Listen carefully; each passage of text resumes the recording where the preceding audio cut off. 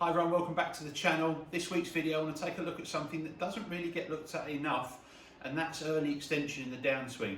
Is it affecting your start line of your golf shot? Is it affecting your strike?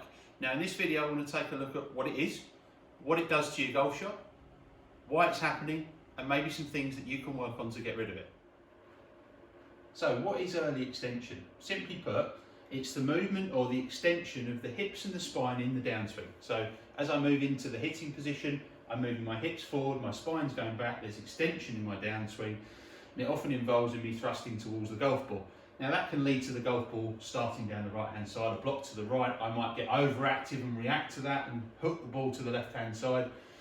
I might actually thrust forward and push the club further away from me and hit the odd heel shot, which no one ever wants to hit. So really, if I'm making that movement, there's a power leak, there's a leak in terms of direction, or a loss of control in terms of direction, and obviously a loss of control in strike on the club face. So it's something we want to start to look at and get on top of very, very quickly. So you might be at the golf range practicing or hitting balls in your net at home if you're lucky enough to be able to do that, and you might have been feeling some of those shots I was describing. Now, from a physical perspective, generally with that movement, if your abdominal muscles or your glutes are not quite as strong as they should be, you will tend to make that movement as a compensatory movement in your downswing. Now, if you're working on this at the range or working on it at home, I'd advise, if you can, to try and use a video. Stick the video, or the camera, sorry, on your camera phone on the line of your hands, videos from swings. You could even just do it as practice swings in the garden at home. And you know, if you could put a line or a ruler on your backside when you're setting up, if you could stick a line straight down the back of the tailbone almost down to the floor, what I would like to see is when you turn on the way down into your downswing, that you turn into it on the way back and you maybe just slightly protrude that line, and then on the way down you stay on it and maybe push through it on the way through as well. At no point should you come off that line or that wall behind you. No point should you move nearer to it. So if you've got the opportunity at home to video it in the garden, do that. It's as good as doing it without hitting golf balls, but ideally I'd like you doing that at the range if possible. So how can you work on this at home without having to go to a range and hit golf balls? I know we're all short of time, but we can't get to the range or we're in lockdown. As I said, ideally you'd work on it hitting golf balls if you can, but a really good exercise that I find that helps people is to use a wall. Now, I'm going to drop the club on the floor for this, just so we can see what we need to do.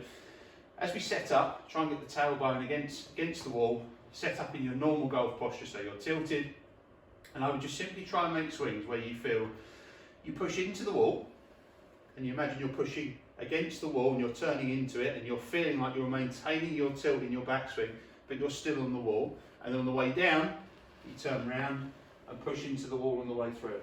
See, at no point in that downswing am I going forward.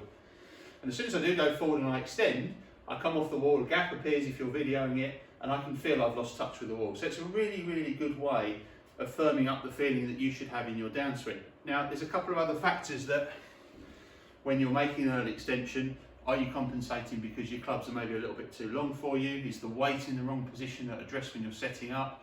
Is there an issue with your posture? So if you're unsure, maybe book a lesson with your local pro, start to look at it, and as I said, get cracking with it in the garden or at the range, start looking at it on camera yourself as well. Hopefully that information is going to be of some use to you. Maybe you can get to work at it on the garden or back at the range when we're allowed back at golf ranges.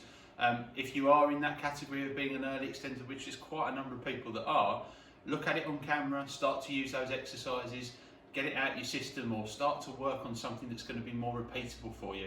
It's really, really important that you start to develop and understand why these things are going on in your golf swing. If you enjoyed the content, please subscribe, please give us a like, and I'll see you all next time.